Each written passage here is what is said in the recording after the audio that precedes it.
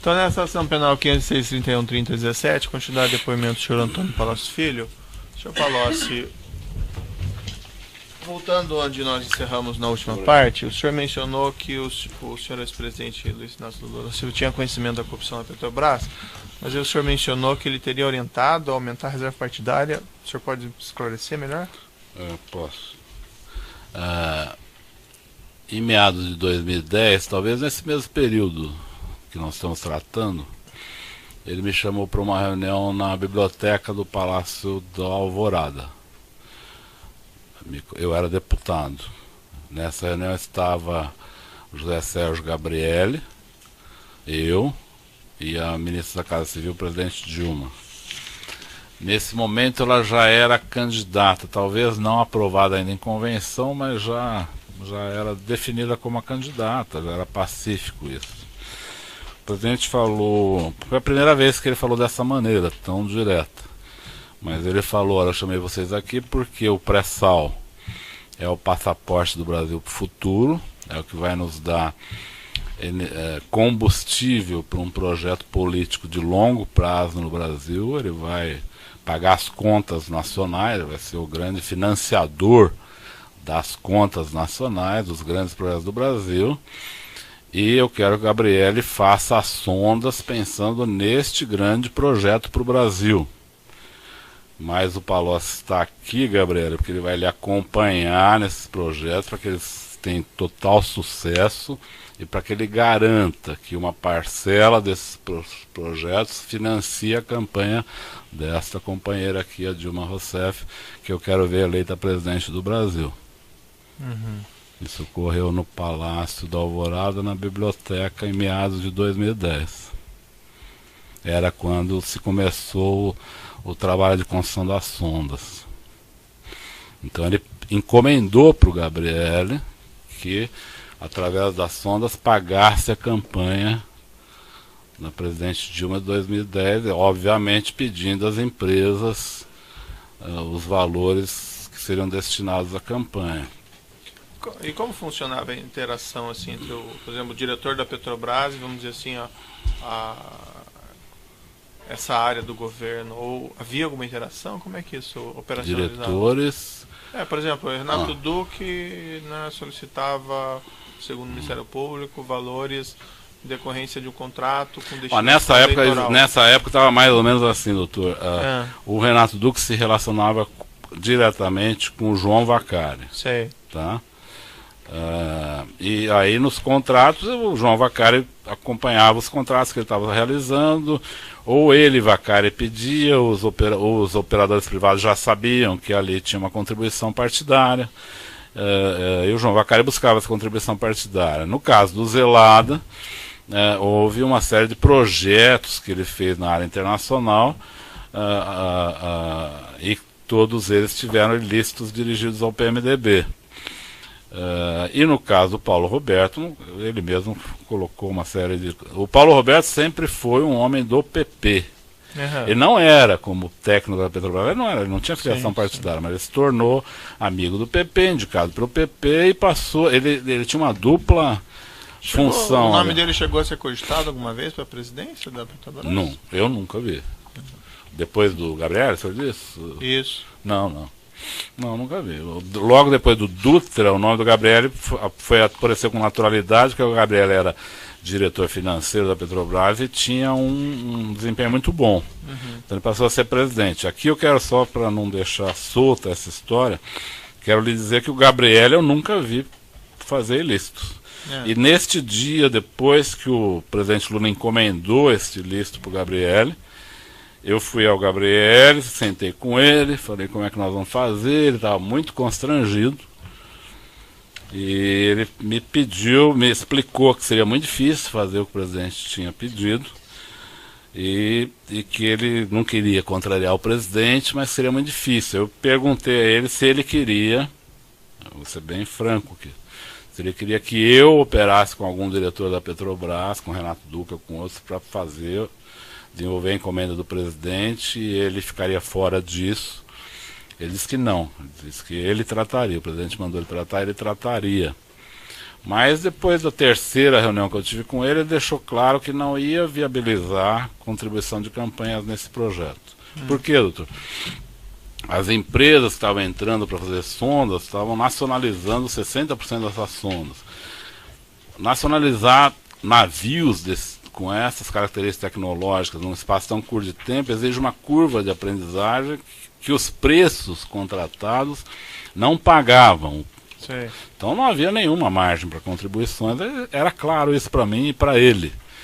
Ele me colocou isso, para mim estava claro que nada ia acontecer ali de ilícitos, né, em termos de, vamos dizer, de fazer o pagamento. Ilícito já era o processo, mas o pagamento não iria ocorrer porque não havia margem para isso. Inclusive o senhor deve ter notado, quando as empresas vieram aqui, em vários processos, que se perguntou de sondas, por exemplo, a UTC, a Odebrecht, falaram que não pagaram. Mas teve algumas que pagaram. Algumas que pagaram, vou lhe explicar.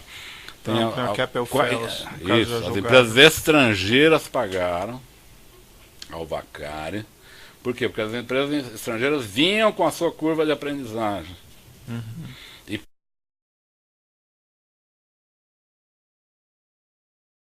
no seu país de origem, mas com um ganho de tecnológico e de experiência muito maior. Eles estavam, vamos dizer, na curva de aprendizagem lá na frente, nós estávamos aqui no início.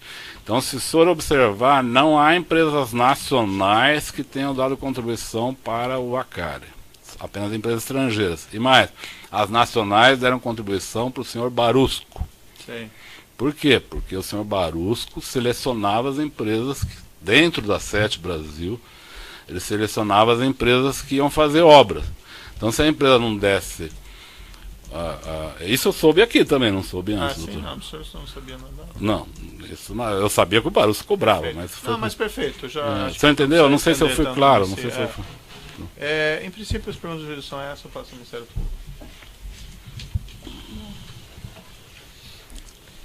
Senhor Antônio Palocci, inicialmente, essa planilha sobre a qual o senhor foi indagado pelo juízo, de nome planilha italiano, uma pergunta que nós devemos fazer para o senhor. O senhor era conhecido por italiano? Se eu era conhecido como italiano, não. O senhor é o italiano a que se refere Marcelo Odebrecht? O Marcelo nunca me chamou de italiano, mas eu acho que essa planilha, quando ele coloca italiano, ele diz respeito a mim, sim. Ele nunca me chamou por esse nome, nem ele, nem o doutor Emílio, mas não sei porque ele escolheu essa alcunha. Mas tem vários e-mails que ele fala de italiano e Itália que não diz respeito a mim. Eu sei que não diz respeito a mim. Pode dizer respeito a outras pessoas. Mas a planilha eu acredito que sim, porque boa parte do que é tratado nessa planilha são assuntos que eu tratei com ele. O senhor identifica nesses e-mails dos autos, agora tem, em contato tem com e-mails eles que não se referem a mim. E os que se referem a e-mails com a expressão italiano que se referem ao senhor? Sim. Há alguns que se referem a mim. Com relação a essa reunião do dia 3/9, que o juízo de 2010, que o juízo fez... essa do este endereço referido, Alameda... AP, Roberto Teixeira, Alameda Ministro, é o endereço da minha empresa. Ministro Rocha Azevedo, esse é o endereço da sua empresa. É o endereço da minha empresa. Isso, deverá ir Paulo Melo e Rodrigo Salles. Eu vi no processo isso. Agora, eu não acredito que essa reunião tenha ocorrido. Não estou negando que ela tenha ocorrido, mas não acredito, até porque eu não conheço nem Paulo Melo nem Rodrigo Salles. Se eles falarem que me conhecem e foram numa reunião, a senhora pode anotar que a minha memória me traiu, mas eu não lembro dessa reunião. Lembrei de todas as outras que eu fiz dezenas de reuniões sobre esse assunto. Mas essa eu realmente não me lembro. E acho estranho, veja, toda reunião que a senhora vê aí no processo, toda reunião que marca comigo, tem ou o Brani ou a Rita, minha secretária, marcando a reunião também. Não é? Não tem segredo em termos de marcação de reuniões. Essa não tem. Ocorreu algum problema que eu não sei qual é. Talvez a Terra não tenha ocorrido. Eu realmente não me lembro. E o senhor esteve Se a senhora tiver a razão que lhe leva a perguntar, se eu puder esclarecer de outra maneira que não seja a reunião, eu estou totalmente à sua disposição. Eu não quero esconder nada, mas eu realmente não me lembro dessa reunião e não me lembro de ter conhecido Paulo Melo ou Rodrigo Salles. E com relação a Demerval Guzmão, o senhor esteve com ele? Nunca ouvi. E com relação à aquisição em nome da empresa DAG? Foi o Marcelo que me falou que faria assim. Por que ele me falou que faria assim? Ele falou, porque foi quando eu propus a ele, não faça em nome do primo do Bunlai, não tem nada a ver, quer dizer, nós vamos ter um problema depois. A Odebrecht vai estar comprando um prédio em nome do primo, do amigo do presidente, que depois vai ser passado para o presidente. Isso aqui está virando uma confusão primária. Aí o Marcelo falou que não faria em nome do primo do Bunlai, mas que faria em nome de um amigo dele, que tinha uma empresa, tudo. Eu não conhecia DAG ou Demerval, mas ele falou esse nome, ele falou na época. Foi nesse momento que eu falei, por que você não compra pela Odebrecht? O prédio doa o prédio. A Odebrecht doou o prédio para o Instituto depois, não é o melhor, seria melhor doar recursos, mas pode doar um prédio, não é ilegal. A ilegalidade estava antes, não estava ali. Mas ele falou nesse momento, ele falou que não queria pôr o nome da Odebrecht nesse projeto. Foi o que ele me disse. E com relação à questão do apartamento comprado em nome de Glaucus, tá. O seu conhecimento, que o senhor já relatou, poderia explicar? Eu tive 2 episódios que me falaram desse apartamento, não mais. Um foi o Bunlai. Quando o Bunlai me falou que ia pôr esse prédio em nome do primo dele, ele me explicou essa presença do primo, que eu nunca tinha ouvido falar. O senhor Glauco Costa Marques, que eu não conheço também, mas ele me falou que ia pôr em nome desse primo, porque ele já estava ao mesmo tempo cuidando de outros assuntos imobiliários, inclusive do apartamento vizinho do presidente, coisa que eu nem sabia o que era. Quando eu voltei ao presidente, perguntei a ele, que história é essa do seu apartamento vizinho, que o primo do Bunlai falou que está comprando? Ele falou, não, esse apartamento, a segurança da presidência da República está alugando, por razões de segurança. Me pareceu uma coisa normal isso. Mas eu estou gostando da ideia de ter esse apartamento, eu vou tentar comprá-lo. O presidente Lula me falou isso em 2010. Nunca eu vinculei essa compra com esse processo. Isso na minha cabeça não tinha. O senhor sabia que esse imóvel estava em nome de Glaucus da Costa Marques? Esse imóvel vizinho? Sim. O Bunlai me falou que era ele que ia viabilizar a compra. E o senhor soube a forma como foi pago? Não. O senhor soube se com relação a um valor mencionado no processo, a uma transferência de R$800 mil a Glaucus da Costa Marques? Isso. O senhor teve conhecimento não, desse tive fato? pelo processo apenas. Antes eu não tive. Repito a senhora, o Bunlai me falou dos 2 prédios ao mesmo tempo, por isso eu supus que tinha alguma relação. Ele falou, meu primo está cuidando de assuntos imobiliários, meus, do presidente, do instituto, porque ele cuida de assuntos imobiliários, ele está inclusive resolvendo o problema do apartamento de São Bernardo, que eu não sabia o que era, e do terreno, do prédio. Aí eu perguntei para o presidente Lula, que apartamento é esse de São Bernardo? Ele me contou, é o meu vizinho, que a segurança da presidência da República alugou por razões de segurança, mas que eu, como tenho 5 filhos, e aí o apartamento do presidente é pequenininho, né? Apesar de ser uma cobertura em São Bernardo, é pequeno. Então ele achou que ele estava pensando em comprar esse outro para ter um espaço melhor ali. Me falou que estava com intenção de comprar. Dias depois que o Bunlai tinha me dito que o Costa Marques estava tentando viabilizar a compra desse apartamento. Isso é o que eu sei. Agora, que uma coisa tinha relação com a outra, eu não sabia. Eu só soube porque ele me falou ao mesmo tempo. Mas a questão de pagamentos eu nunca acompanhei. E sobre celebração de contrato de locação entre Glaucus da Costa Marques e o presidente? Marisa? Nunca soube. Nunca vi nenhum comentário sobre isso. O senhor iniciou a mencionar ao juízo que PRC tinha uma dupla função. O senhor pode explicar? O senhor disse o Paulo Roberto Costa. Não, eu parei no meio nessa coisa. Não, o problema é o seguinte, o Paulo Roberto Costa, ele foi uma pessoa indicada pelo PP e por pessoas da Odebrecht ligadas à Braskem, porque a Braskem tinha dificuldade de resolver os problemas de nafta na Petrobras. Então ela também participou da mudança dessa diretoria junto com o PP. Mas depois de um tempo, o Paulo Roberto teve uma doença muito grave E o PP começou a buscar uma alternativa ao nome dele. Isso causou um mal-estar entre eles. O Paulo Roberto voltou depois, vamos dizer assim, com uma tripla relação. Ele passou a ter uma relação com o PP, com senadores do PMDB e com o PT. Mas se o senhor pudesse esclarecer um pouco mais com relação a essa dupla função, o senhor se Não, referiu dupla função que eu digo, a resolver problemas de que natureza? É que ele tinha uma relação específica com o PP, até essa doença dele. Depois dessa doença, ele voltou à diretoria, aí já essa volta dele se dá numa relação que ele restabelece não só com o PP, mas com pessoas do PT e com pessoas do PMDB. Eu não fui claro, doutor? Desculpa. A referência que o senhor fez a Braskem, eu não compreendi. Não, a Petrobras, o segundo assunto, além da estatização da Braskem, que tinha no começo do governo Lula, eram as negociações da NAFTA com a Petrobras. A NAFTA é um insumo essencial. Mas assim, daí, desculpe, doutor, eu interromper, mas tem... eu estou... em relação à nomeação de Paulo Roberto Costa, em que contexto ocorreu? Na verdade, os diretores da Braskem tinham dificuldades de negociar com o diretor anterior, que chamava Rogério Manso. Então, de certa forma, a Petrobras, a Braskem e a Odebrecht, vamos dizer, participaram do esforço da substituição dessa diretoria. O senhor acompanhou esse episódio? Acompanhei.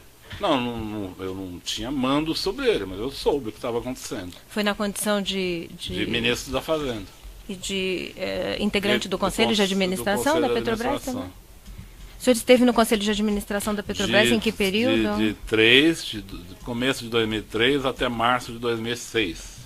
Então o senhor participou dessas nomeações no âmbito da Petrobras? De Paulo Roberto Costa, também, de Renato Duque? Também.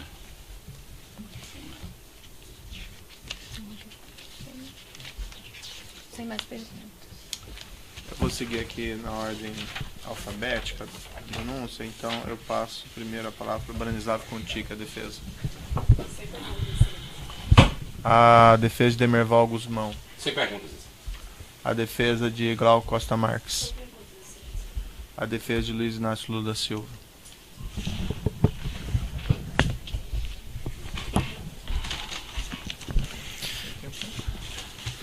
Antônio Palocci, boa tarde. O senhor poderia explicar o período em que o senhor participou do Conselho de Administração da Petrobras? Foi início de 2003 até fim de março de 2006. Certo. E o senhor pode esclarecer como é que funcionava esse órgão? Se era um órgão composto com quantas pessoas, se eram todos indicados pelo governo, se havia conselheiros independentes? Havia membros indicados pelo governo, normalmente ministros. Havia o presidente da Petrobras, primeiro o doutor Dutra no nosso governo, depois o doutor Gabriel, depois a doutora Graça. E havia, sim, membros representantes dos minoritários, que normalmente eram empresários. Então chegaram a passar por lá Fábio Barbosa, presidente do ABNA, o Jorge Gerdau, presidente da empresa de mesmo nome, o Dr. Sondas, de uma rede de varejo do Rio de Janeiro, o Dr. Roger Agnelli, presidente da Vale do Ribeiro. Não tem necessidade de detalhamento. Eu pediria, excelência, se o ministro Palocci pudesse continuar a descrição. Não tem relevância para esse detalhamento. Data máxima vênia, nós estamos falando aqui de um conselho de administração que foi mencionado. Eu ouvi atentamente as perguntas que foram formuladas e para a defesa é importante que seja feito o registro. Junto à Petrobras o registro do nome dos conselheiros de administração. Tudo bem, mas o senhor Antônio Palocci está se dispondo aqui a relatar, até porque haverá perguntas. A questão está indeferida, mas pode prosseguir a próxima, certo. Então. Certo? Com os protestos da defesa, evidentemente. Doutor Antônio Palocci, o senhor, a indicação de membros para a diretoria da Petrobras era uma atribuição do Conselho de Administração da companhia? Não, depende do membro. O membro do governo é a atribuição do governo.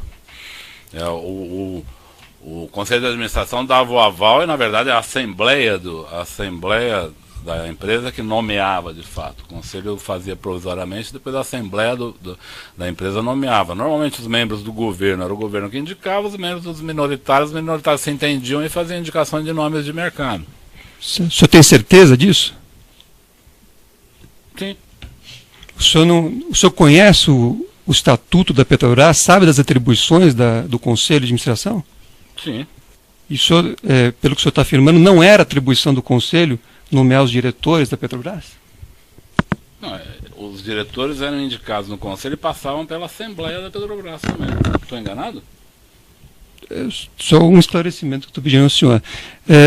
Posso estar enganado. Em relação aos nomes de Paulo Roberto Costa, Nestor Severo, Renato Duque, eles foram indicados e nomeados por unanimidade pelo Conselho de Administração ou houve divergência em relação a essas nomeações? Não lembro de divergências. Então, também os conselheiros nomeados pelos minoritários e funcionários aprovaram esses nomes? Acredito que sim, não me lembro de divergência. Correto. Além dessa nomeação de diretores, o Conselho também examinava contratos que eram firmados pela empresa a partir de um determinado valor? Sim. Tinha limite de valor, abaixo dele o Conselho não tomava conhecimento, acima dele o Conselho tomava conhecimento. Correto. Aqui a denúncia faz referência a 8 contratos que foram firmados pela Petrobras. Eu não sei se o senhor tem conhecimento desses 8 contratos, mas eu vou apenas para lembrá-lo.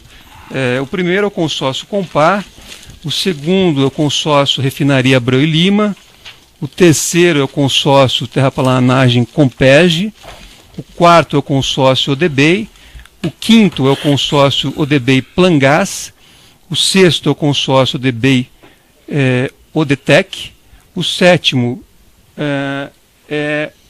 o sexto é o consórcio Odebei Flé, o sétimo é o consórcio Odetec e o oitavo é o consórcio Rio Paraguaçu.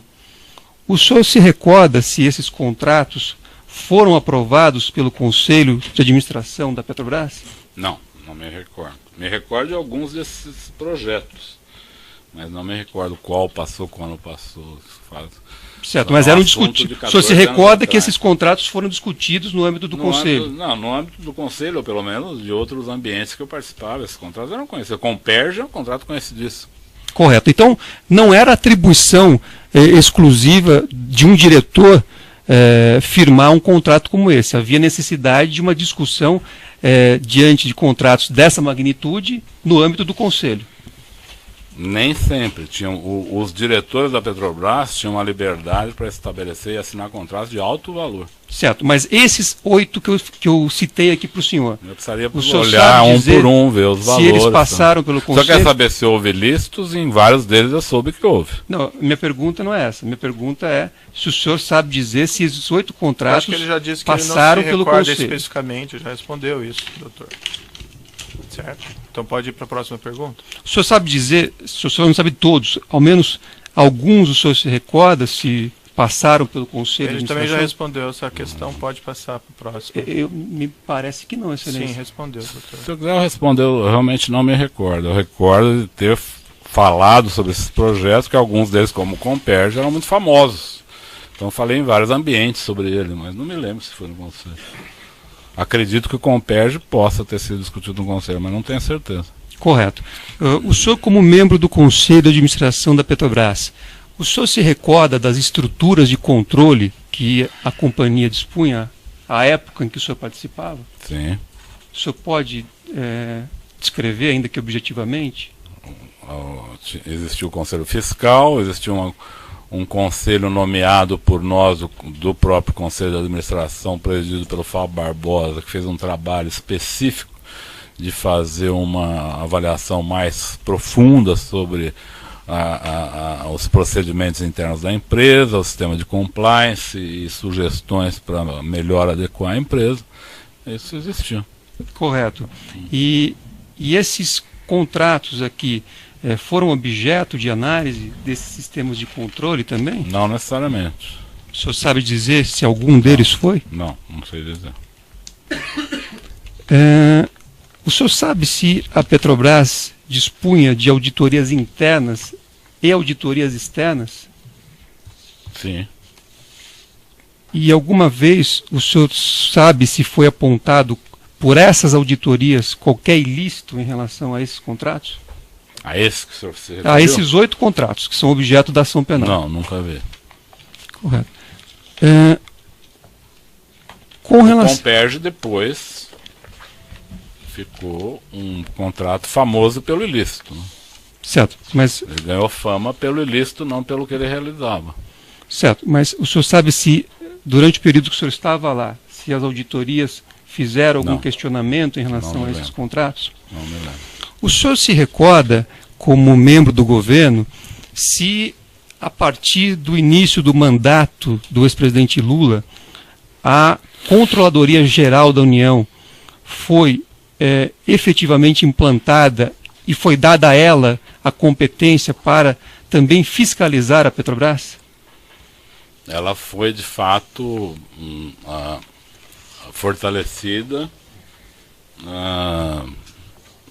e ela tinha algumas inserções em relação à Petrobras, isso é verdade. Certo, ela tinha uma atuação também na Petrobras e isso ocorreu no início do governo do presidente Lula.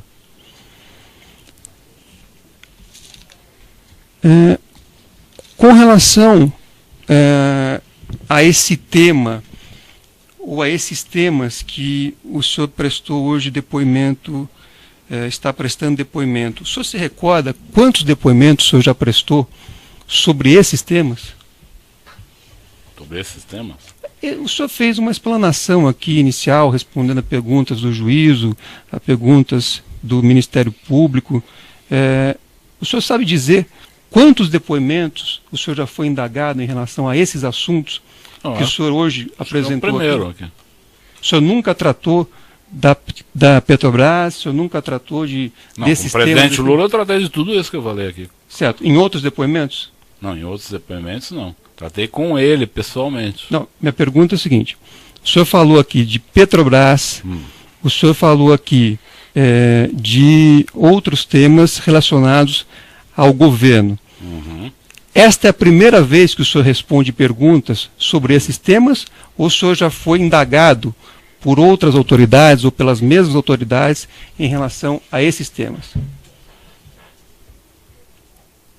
Se eu estou entendendo a pergunta, desculpa se eu não estou entendendo a pergunta, mas... Eu posso reformular, se o senhor preferir. Do ponto de vista desse conjunto de questões, é a primeira vez que eu sou perguntado, é a primeira vez que eu respondo. Certo. Em relação a essa relação com a Odebrecht, é a primeira vez que o senhor está sendo perguntado? Sobre a relação com a Odebrecht? Isso.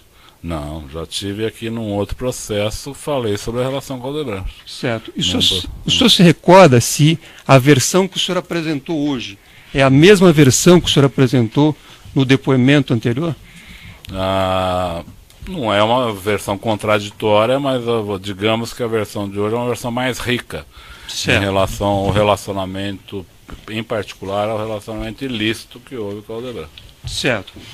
Eu tenho aqui um depoimento que o senhor prestou na ação penal 50.932-932-88, em que o senhor também figurava aqui como acusado, e naquela oportunidade o doutor Sérgio Moro, que hoje também fez perguntas ao senhor, fez uma pergunta que foi a seguinte: o senhor tratou de pagamentos, contribuições paralelas não contabilizadas, Caixa 2, com eles, referindo-se ao Odebrecht?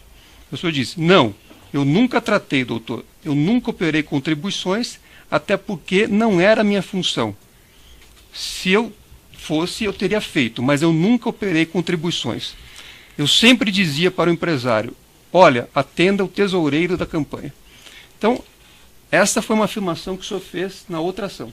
Eu quero saber por que é que o senhor mudou a versão hoje e contou algo diferente. Não, eu não mudei, eu nunca operei, eu disse naquela oportunidade que nunca operei doações, continuo a dizer, nunca operei doações, nunca fui buscar dinheiro em empresas, mas sabia que o dinheiro era depositado nos partidos, entregue em malas. Eu não Aqui fiz o essa senhor disse operação, que era para eu não- procurar o tesoureiro. Isso. Que o senhor, Normalmente era o os senhor disse, tesoureiros que nunca faziam isso. tratei. O senhor- Não. a frase é nunca tratei. Não O senhor sei tá se eu mudando neguei, hoje não sei. Pode ser que eu não esteja falando exatamente a mesma palavra. Mas digo hoje, eu nunca cheguei para uma empresa e falei, o senhor pode pagar no exterior tal pessoa? Eu nunca falei isso. Porque não me cabia discutir como a empresa ia pagar. Mas eu várias vezes pedi para a empresa, o senhor pode fazer a doação de 50 milhões para a campanha do presidente tal, da presidente tal? Isso eu fiz várias vezes. E sabia que os tesoureiros depois iam lá e faziam pagamento, listos e listos, caixa 1, 2. Muitas vezes era caixa 1 para simular pagamento legal, mas a origem do dinheiro era ilegal. Um exemplo bom é na campanha de 2014. A campanha de 2014 teve duas características. Foi a campanha que mais teve caixa 1 e foi uma das campanhas que teve mais ilicitudes. Certo. Por quê? Porque o crime se sofisticou no campo eleitoral. As pessoas viram que o problema é o caixa 2, então vão transformando progressivamente tudo em caixa 1. Só que a ilicitude está fora do pagamento. É a origem criminosa dos valores. Esse é o ponto. Né? Então isso, a própria Operação Lava Jato já desvendou esse mistério. Perfeito. Não, Eu vou interromper um minutinho para o tamanho do áudio. Tá voltando.